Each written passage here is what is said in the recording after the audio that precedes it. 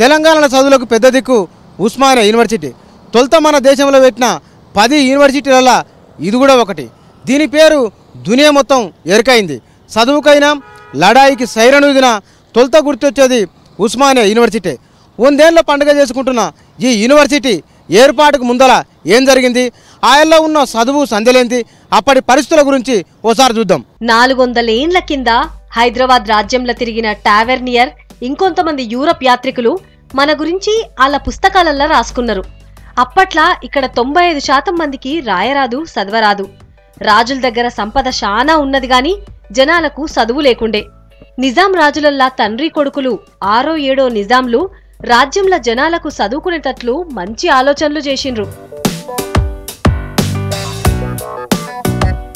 దేశంలా తెలంగాణలనే చదువు చాలా ఆలస్యంగా మొదలైంది. ఇంగ్లీషోళ్ళ ఏలుబడి కిందున్న రాజ్యాలల్లా ముందుగానే చదువొచ్చింది. తర్వాత అందరితోని పోటీ పడేటట్లు మనతాన కూడా చదువు షురువైంది. హైదరాబాద్ రాజ్యం పుట్టిన 300 ఏండ్ల తర్వాత ఇక్కడ బడులు మొదలుపెట్టిండ్రు. 1850లకు ముందు హైదరాబాద్ రాజ్యంలా పట్నంలో తప్పిస్తే బయటెక్కడ కూడా పెద్ద బడులు లేనేలేవు. అప్పట్లా మెదక్ జిల్లాల 4 తాలూకాలు, మహబూబ్ నగర్ నిజామాబాద్లా 5 తాలూకాలు, వరంగల్ నల్గొండ జిల్లాల 6 తాలూకాలున్నాయి. ఇండ్లా ఒక్కటంటే ఒక్క బడి కూడా లేకుండే. పట్నంలో ఉన్న కొన్ని బళ్లల్లో కూడా పెద్దోళ్ల మగపిల్లగాళ్లే చదివేటోళ్లు. 6వ నిజాం మీర్ మహబూబ్ అలీ ఖాన్ కాలం నుండి ఇక్కడ కొత్త పాలన షురువైంది. అప్పటి సంది హైదరాబాద్ రాష్ట్రం అన్నిట్లా ముందుకు పోవుడు మొదలైంది. తెలంగాణలా చదువు, టెలికమ్యూనికేషన్, సమాజంలో కూడా శానా మార్పులొచ్చినాయి. 6వ నిజాం తాన మంత్రిగా పనిచేసిన సాలార్ జంగ్ రాజ్యంలా కొత్త సంస్కరణలు తీసుకొచ్చిండు.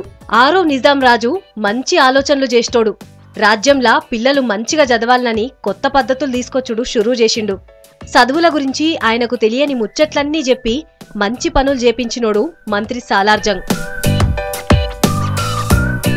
1856లా మొదటిసారి హైదరాబాద్లా మగపిల్లల కోసం బడి మొదలుపెట్టిండ్రు.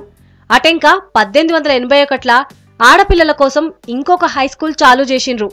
మెల్లమెల్లగా రాజ్యంలా ఇంకిన్ని బడులు మొదలుపెట్టిండ్రు.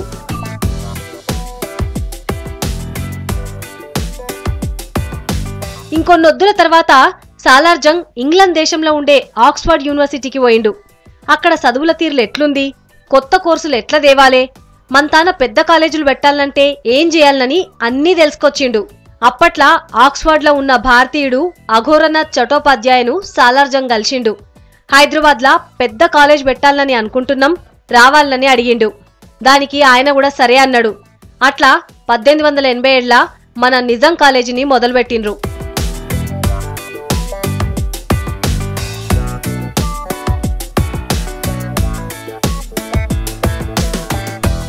హైదరాబాద్ రాజ్యంలో గింత పెద్ద యూనివర్సిటీ ఏర్పాటు చేయనికే నిజాం సర్కారు ఏం చేసింది, ఎన్ని కమిటీలు వేసింది, ఎన్ని జీవోలు ఇచ్చింది, దీని వెనుక ఎంత ఖర్చు పెట్టింది, చదువు కోసమై అది పడిన తిప్పలేంది, అంతకుముందున్న కాలేజీలు ఈ స్కూళ్ళ కంటే ఇది డిఫరెంట్గా ఉండాలని అప్పటి సర్కారు ఏం చేసింది, మొత్తం సర్కారు అనే తిప్పలేందో ఓసారి చూద్దాం.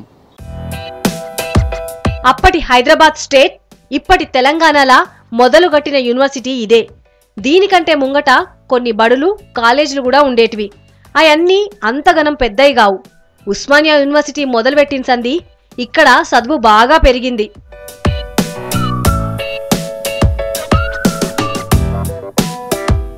1910లోనే ఉస్మానియా యూనివర్సిటీ ఏర్పాటుకు అడుగులు పడ్డాయి.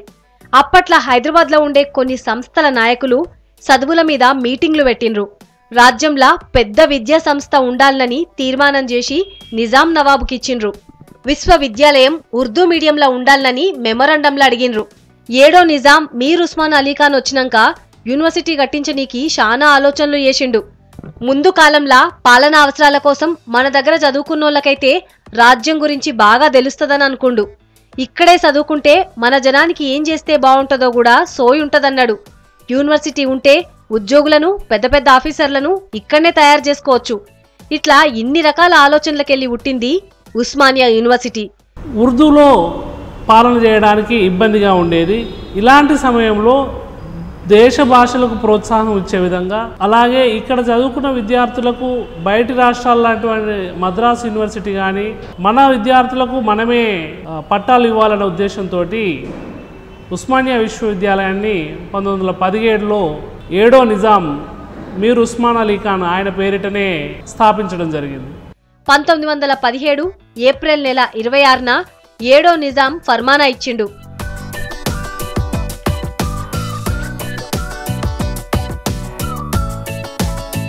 1918 సెప్టెంబర్లో అధికారిక ప్రకటన చేసిండు.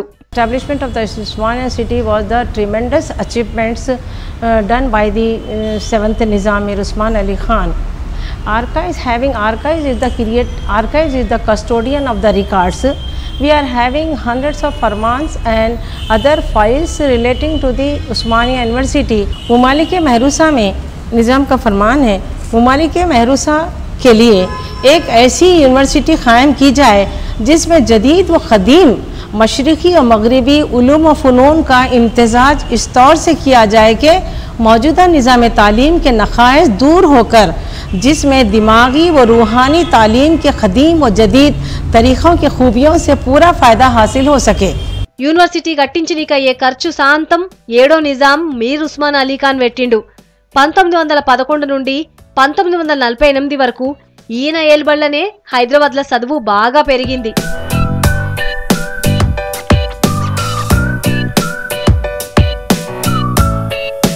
ఇక అప్పట్లా బ్రిటిష్ రాజ్యం కిందున్న మొత్తం సంస్థానాలలో కట్టిన రెండో యూనివర్సిటీ మన ఉస్మానియానే. దీనికి ముందు మద్రాస్ యూనివర్సిటీ ఉండేది. ఉస్మానియా విశ్వవిద్యాలయానికి ఇంకో ప్రత్యేకత కూడా ఉంది. ప్రాంతీయ భాష మొదలుపెట్టిన మొదటి యూనివర్సిటీ ఇదే. ఉర్దూ మీడియంలో మొదలైన ఆ తర్వాత ఇంగ్లీషు తెలుగు మీడియంలు కూడా పెట్టిండ్రు. ఓయూ కోసం 100 బుక్కులను విదేశాలకెళ్లి తెప్పించిండ్రు. వాటిని ఉర్దూలకు తర్జుమా చేయనీకి ఒక డిపార్ట్మెంట్నే పెట్టిండ్రు. 1919లో ఇంటర్మీడియట్ మొదలైంది. 1921 తర్వాత బిఏ, ఎంఏ, లా గిట్లా ఒక్కొక్కటి వచ్చినాయి. 1927లో ఎంబీబీఎస్ చాలూ చేసిండ్రు. 1929లో ఇంజనీరింగ్ టీచర్ ట్రైనింగ్ కాలేజ్ కూడా పెట్టిండ్రు. మొదట్లా ఉస్మానియాకు సొంత భవంతి లేకుండే. అప్పుడు గన్ ఫౌండరీలో ఉన్న రాయల్ బిల్డింగ్లా మొదలుపెట్టిండ్రు. యూనివర్సిటీ కట్టాలంటే 100 ఎకరాల జాగా కావాలి. జాగెత్కనికి నిజాం ఓ టీంను పెట్టిండు. అట్లా అడిక్మేట్ జాగీర్ బాగుంటదని అనుకుండ్రు. రాను పోను బాట ఉండాలని, అన్నింటికంటే ముందు గాలి ఎండ బాగా ఉండే జాగ ఉండాలని నవాబ్ చెప్పిండు.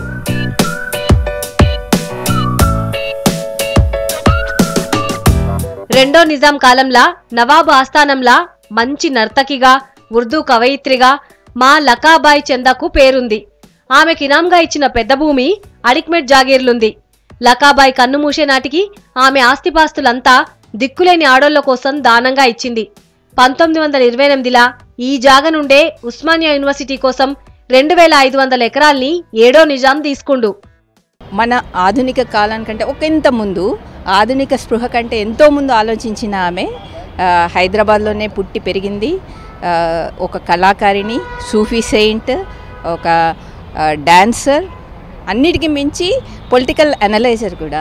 ఆమె రాజకీయ చతురతతోటి చాలాసార్లు పాలసీ లెవెల్లో కూడా మార్పులు తేవడానికి కూడా ప్రయత్నం చేసింది. 1934 జూలై 5 నాడు ఇప్పటి ఆర్ట్స్ కాలేజ్ భవంతికి పునాదిరా వేసిండ్రు. నిర్మాణం పూర్తి చేసి 1939 డిసెంబర్ 4 నాడు కాలేజీని మొదలుపెట్టిండ్రు. 2 దినాల తర్వాత క్లాసులు చెప్పుడు మొదలైంది. తర్వాత ఇంకిన్ని బిల్డింగులు కూడా కట్టిండ్రు.